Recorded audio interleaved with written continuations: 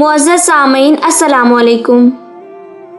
ایک یہودی کے پاس ایک مسلمان ہیرے تراشنے کا کام کرتا تھا جو اپنے کام میں ہنرمند اور حد سے زیادہ ایماندار تھا۔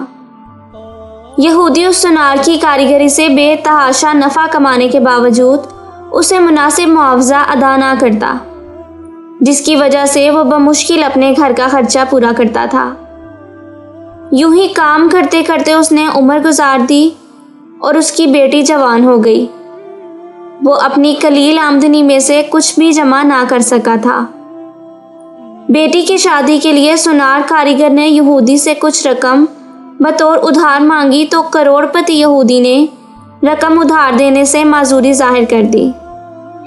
سونار اپنی قسمت کو برا بلا کہتا ہوا گھر لوٹ آیا اور رقم ادھار نہ ملنے پر بیوی نے سخت ناراضگی اور طعنوں کے تیر برسا کر الگ استقبال کیا۔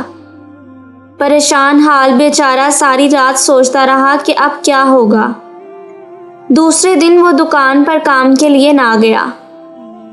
بعد میں یہودی سونار کے بلانے پر جب وہ دکان پر پہنچا تو اس کے ہاتھ میں ایک پوٹلی تھی جو اس نے یہودی کے سامنے کھول کر رکھ دی۔ اس میں قیمتی ہیرا دیکھ کر یہودی سوالیہ نگاہوں سے کاریگر سونار کی طرف دیکھنے لگا تو کاریگر بولا کہ مالک، یہ ہمارا خاندانی ہیرا ہے، اسے بیچنے کی اجازت نہیں۔ آپ اسے گروی رکھ کر مجھے کچھ رقم بطور ادھار دے دیں، میں آپ کو رقم لوٹا کر اپنا ہیرا واپس لے لوں گا۔ یہودی راضی ہو گیا اور مسلمان کاریگر نے قرضے کی رقم سے بیٹی کی شادی کر دی۔ پھر دن رات کام کر کے قرضے کی رقم آہستہ آہستہ ادا کرنے لگ گیا۔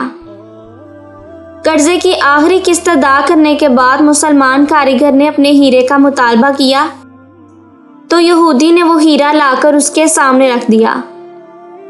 ہیرا تراشنے والے کاریگر نے ہیرا لے کر پانی میں رکھ دیا تو دیکھتے ہی دیکھتے ہیرا گھل کر ختم ہو گیا۔ ہیرا تراشنے والے کاریگر نے کہا کہ مالک، یہ مصری کی ڈلی تھی جسے میں نے اپنے فن سے ہیرے کا اس طرح سے روپ دے دیا کہ آپ جیسا سونار بھی دھوکہ کھا گیا۔ آپ نے میری عاجزی اور درخواست پر قرضہ نہ دیا، جس کی وجہ سے مجھے یوں آپ سے رقم نکلوانی پڑی۔ میں مسلمان ہوں اس لیے بھاگا نہیں اور آپ کی پائی پائی ادا کر کے سرخرو ہو گیا۔ افسوس کہ آپ نے میری قدر نہ کی، اس لیے میں ملازمت چھوڑ کر جا رہا ہوں۔ کاریگر یہودی کو پریشان چھوڑ کر چل دیا۔ اس حکایت کا حاصل یہ ہے کہ اللہ تعالیٰ کا حکم ہے کہ ضرورت مندوں کی ضروریات کو پورا کیا جائے۔ ایسا کرنے سے معاشرے سے برائیاں ختم ہوتی ہیں۔ شکریہ۔